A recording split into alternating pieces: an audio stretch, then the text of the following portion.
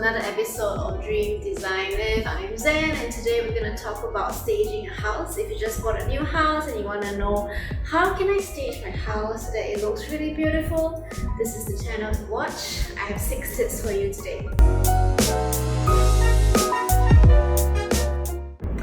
Well, the very first tip is very simple, and if you have followed my Instagram account, you will have known that I love flowers.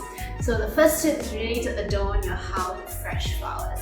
I have a mixture of fake and fresh real flowers, and my favorite real flower to purchase is really the lily, because the lilies actually take about 3 days to fully bloom and then another 3 days to sort of pass away.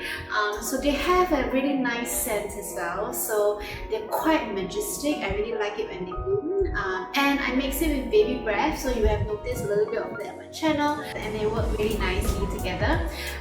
Baby breaths actually last for a long time. You can dry them and then you can keep them for other decorations around your house, so it's really like a really neutral color, really nice palette.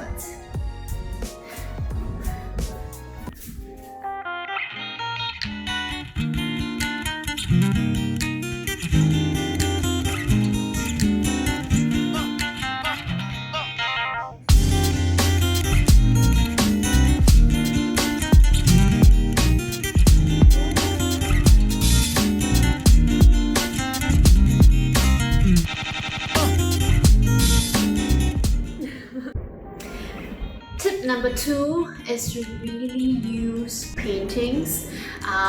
I bought my paintings from, at the back I bought it from a Society 6, okay, and then I also bought some from Spotlight, the one in my bedroom, and I think paintings really tell the story, and it gives you a kind of feeling, it sets the mood and ambience when you go into a room.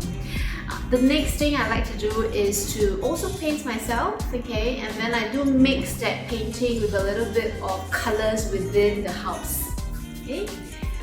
The third thing is really to use books to adorn your house. Can you believe that? If you're a book lover like myself, you can actually color code the books. That will make it really neat. And magazines will work as well. So I do use books and magazines to line up in front of my television. It makes me look really of an intellect. And then I color code them and I make sure that yeah, they're pretty new. You know, they're not like yellow pages and stuff. The third thing you can do is to really use scent. I really love scent from Hooga, my favorite shop, and I just went there the other day. They had a whole new collection. It's like a whole new world. Okay, anyway, so there was a really nice selection over there at Hooga, and the nice thing about Hooga is the packaging is also so immaculate, so I can actually use that as decoration as well, so I don't throw away the packaging from these diffusers and kind of things. The trick about diffusers is to make them last longer. I don't use all the diffuser sticks, so scents are my favorites as well. The next tip is to really use pillows like the one I'm carrying now. The thing about pillows is you have to have quite a neutral palette to work with, because pillows are accent colors. So in my living room I have this one is from Hooga, it's so nice, and then I have this one from Spotlight. I really like the colors. For me, in my bedroom, I make sure that my sheets are pure white. That is a major tip I'll have for you, like keep sheets white, so that everything you put on it has a pop after that. And if you notice, all the hotels that you go to, even though it's easily dirty, yeah, if you have a white sheet, it's really gross, but they just keep the sheets white to have that classy feel, and then you can adorn it with any pillow that you want, so that really works for me. The last thing I would suggest is to really use is to really use containers that actually are pretty as well. So I have this, I bought this from Taobao, like the hand kind of a woven container that gives it a really like country feel and a country vibe, and that really works as well.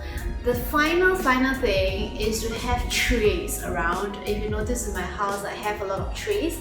Trays actually sets a boundary for where things can be, and it acts both as a adornment and accessory, but it also acts as a very practical, functional kind of tidying tip for things to be where they are. So trays, I prefer my trays to be round, sometimes rectangle, yeah. But that's where you put your stuff, and that's where you do your staging, and that really works for me. Okay, so I hope you learned a thing or two in this video, and if you want to find out more about how to stage your house, more specific things, let me know and drop me a comment down below. See you later!